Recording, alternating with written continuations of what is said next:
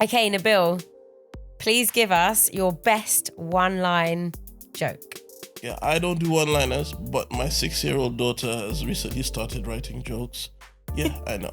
And the other day she goes, she says, Daddy, why do bees hum?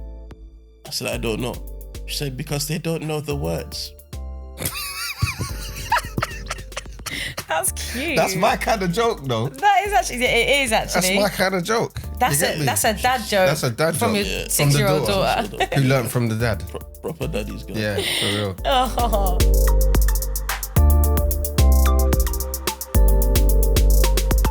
Hello and welcome back to Life After Prison with Zak and Jules. Today we are joined by a comedian who has been seen on Live at the Apollo, Have I Got News For You, currently on the Purple Pill Tour, and as quoted, the comedian the world needed but never knew they wanted. None other than Nabil Abdulrashid in the building. Hello. What's happening, my brother? I'm good. Yourself? Fine, thank you, man. Can't complain.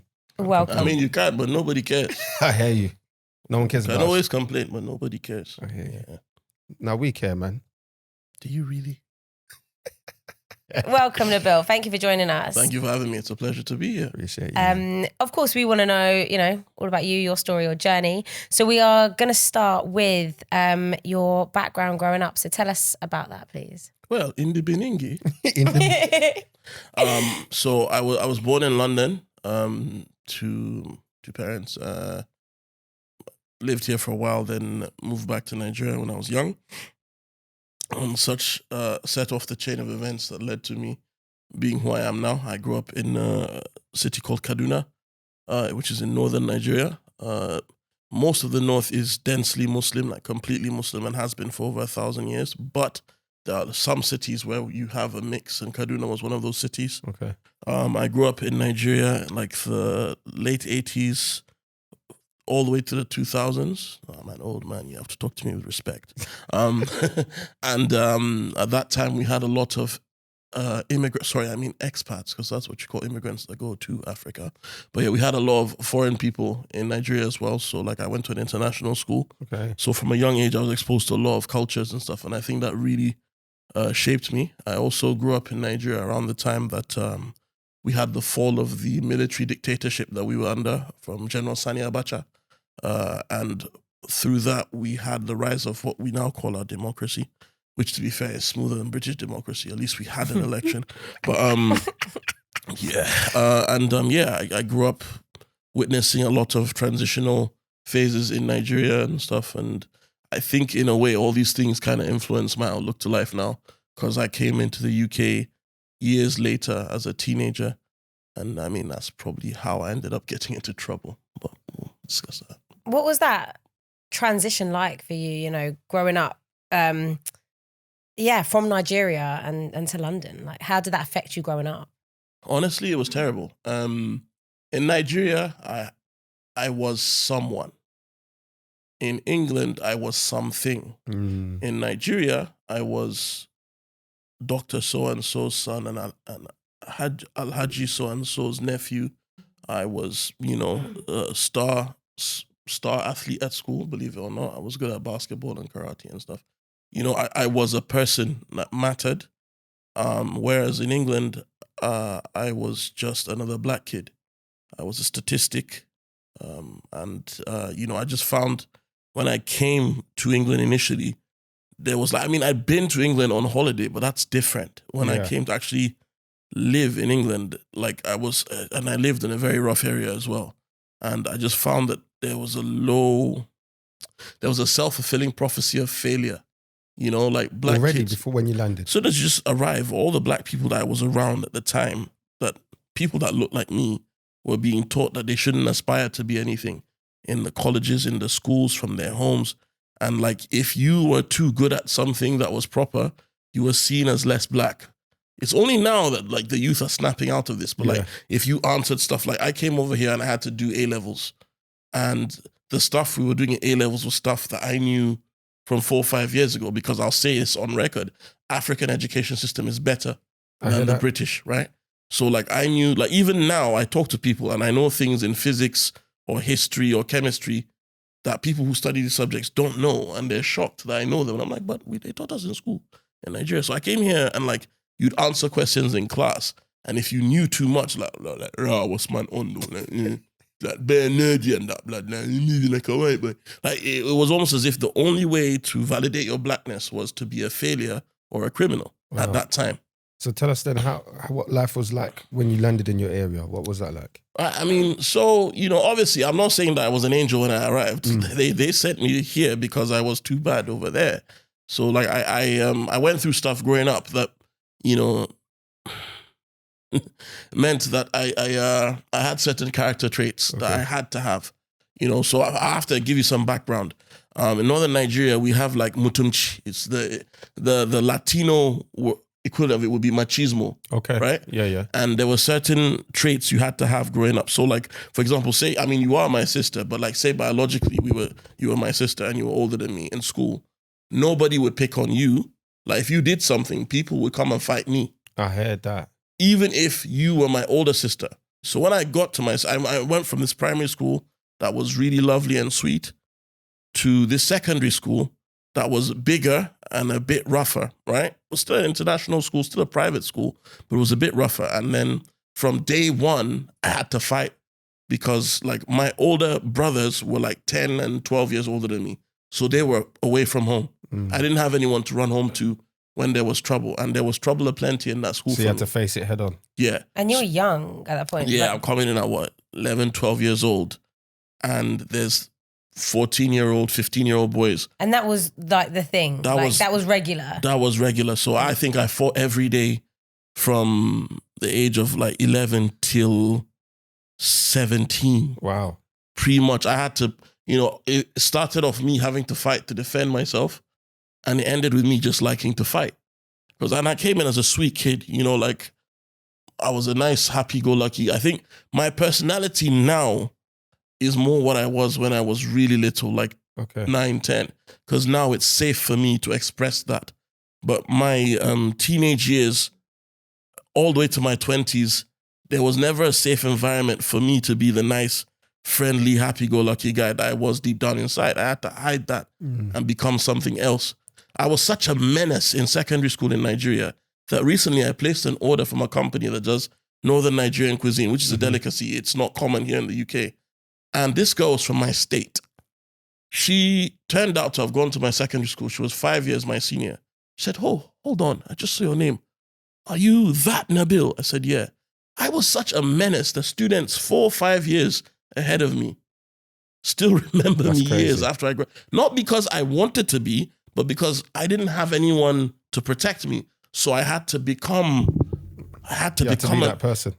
So like, and my parents never understood that it wasn't my fault. It was the situation that was being dealt. Because it's that African, you're always in trouble. You're bad. Yeah. So when I got moved to the UK, there's a process called farming. Okay. Where Nigerians will send their kids to England and pay a family to look after them. Right? So my dad, his knowledge of England was old school from when I remember my dad's like now 83. So his memories of England and what England was were very different. So he said, oh yes, you're going to go and stay with a nice woman somewhere in London. Now, keep in mind, all they see of England is like back then, before social media, was, the worst they saw was Coronation Street. I hear you. You know what I mean? Bridgerton, East Enders, that's the worst that they saw. Everything else is like, tea, and that's how people saw England, right? That's not the England that I got sent to. The England I got sent to was St. Ralph's Estate. I heard that. And the person I lived with is a woman who was she took the money my dad gave her to look after me, even though I said, what's the point? Just give it to me. He's like, no, I don't trust you. I'm going to give it to her. Again, very old school African mentality. Only trust the elders, not your kids. Yeah. And so this auntie took that money and went off to China to do business and left me in a house. You know them with the meters and that? Yeah. The meter was already an emergency. Mad. My first week in England, I had to choose between electricity and food. Mad. And to make it worse, she had a boyfriend that was a police officer. Now, the part of St. Ralph's state that was on was one of the more notorious parts. St. Ralph's is mad. Yeah, the bus used to come there. They stopped 4 stops early because bus drivers kept on getting jacked and stabbed. Yeah. So it would stop outside the estate and you'd have to walk in. Now, I arrive as a freshie and this one was dating a police officer. So they know that house to be the house. where a police officer goes in. So automatically, they think that I'm... So I turn up, I have to deal with that. Then the first friends I made were from Stonebridge. Oh. I have to walk through Harlesden, get jumped because people think that I'm a St. Ralph's boy, then get to Stonebridge, get jumped because they think I'm Harlesden, then go through all of that, then deal with on my estate. That's long. Did you have any idea that No, that I is didn't what know. it would be like? I knew America had these problems. I didn't know anything about the UK. How did that feel? Was that a massive shock? It was like secondary school over again. I'm like, oh, this again. What does this do to you? Like, how does this affect you growing up then? So like I said, it's not like my childhood was fun. Like, obviously, I had good moments, but there was a lot of stuff that I went through as a kid that I shouldn't have gone through. And then there was a secondary school nonsense. Then there was the family pressure, right? And now all of a sudden, everywhere I go, problems. And I had siblings here, but they were already established.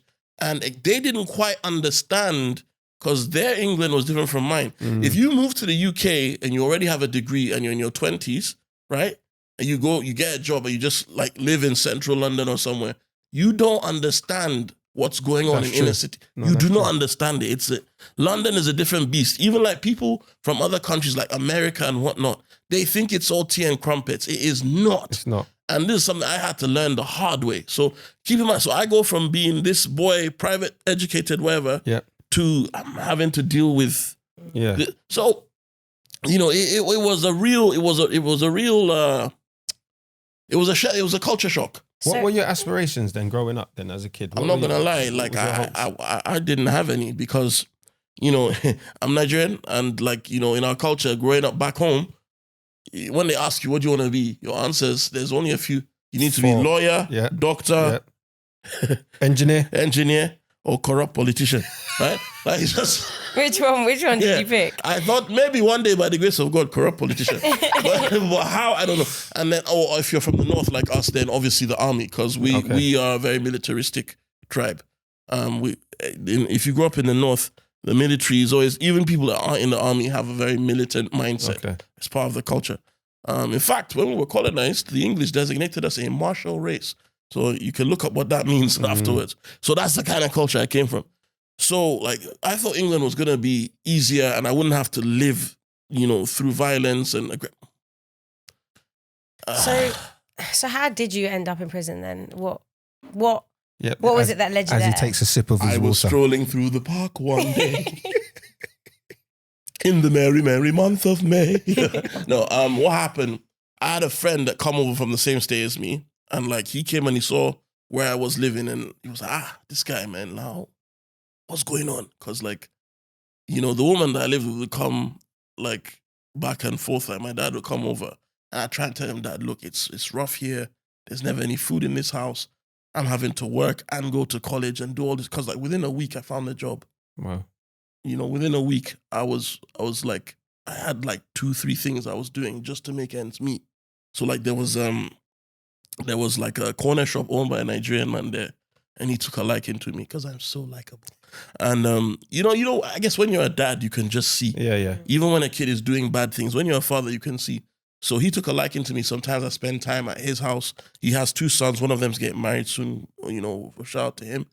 And I would help him out at the shop there, and they would give me stuff. And then there was like a little computer course thing that they paid us to do.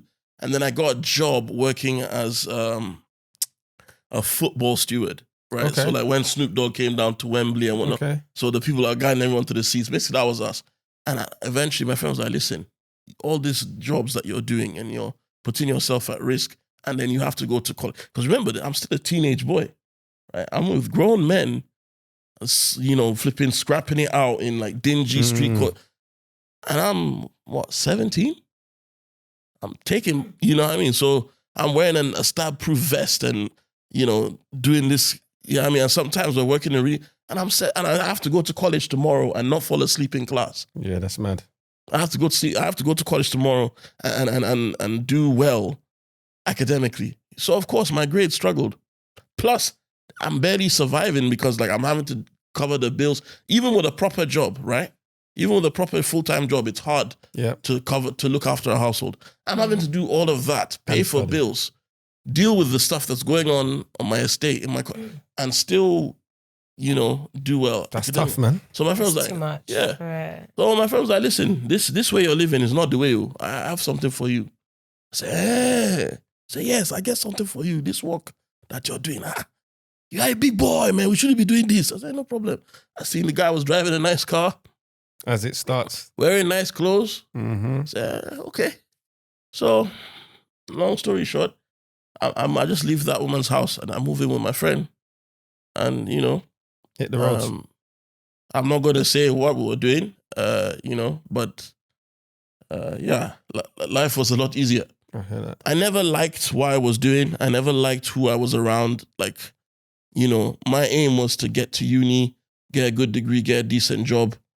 And that's what genuinely I was aiming for. But, So then how long did you end up serving in prison? Just under 2 years. What was it for? If you don't mind. Okay. So 2 years, yeah? I was looking at 9. All right. But let's just say a bad situation worked in my favor. Okay. Whatever happened, though, I believe every night I was reciting Ayatul Kursi. I hear you. And I was praying to God. I was like, God, I didn't want to be in this situation. So whatever I know that I have to go jail regardless. But please, just whatever is best, may your will be done. So how did you feel once you got to prison then? Bro, I mean, from court, I knew that something was strange because, like, I was remanded for a few months. And I remember the first day I came in and I was, like, wearing these bathing ape trainers. Yeah. And, people, when they put you in that, like, holding block on the new wing, and then people come and start looking at the window to see who they can intimidate. And I was scared, but I didn't show it on my face. They're looking at me, I'm looking back. And, the first... They have like a cell that's like a honeymoon period. There's a bunch of you there. The food's a little bit nicer. Yeah. They give you that little bag with the milk and all that stuff inside. The tea. The tea. Yeah, the milk, the tea. Where you don't know where it's from, but it's tea. Little Rice Krispies. Yeah. That start tasting nice eventually. Start tasting nice. Eventually, innit? So that first day, I was like, Kai. Can you imagine me in this place? I was in this whole, there was a bunch of us in this cell. One guy was there snoring. I said, Chai, I'm here locked up with a lawnmower. Man, I'm a bit of a lawnmower, Then they brought us to C Wing, which at the time was the largest prison wing in Europe, in Wormwood Scrubs. Okay. And I was like, this is where I am now. This is where I am. Wow, fantastic. This is my life. I'm in jail. I wonder how long I'm going to be here. How did you spend your time then in prison? Like what did you do in there? In the beginning, fighting. Then afterwards, I started going to the library. I made friends as well. So one thing I'll say about prison, I pray nobody, ever goes there again or goes there.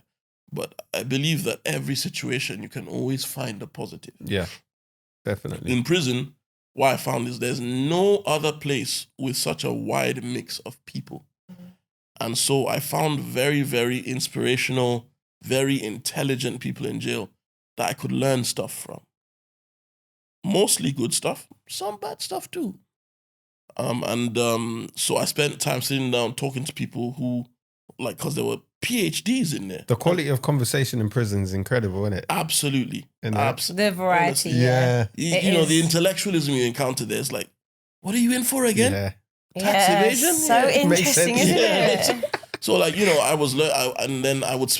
expanded the library there because I was always requesting books. I would read every 3 days. I go through a book. Oh, you was one of the guys that was ordering books. Yeah. I was that inmate, with the kufi. You see, my brother, you gotta educate yourself. Yeah. Teach one, my brother. Who taught you to hate yourself? So I was in between gym, library. I worked on the education wing. Okay. That's how I stumbled upon comedy. Wow. It was like me reuniting with an aspect of myself.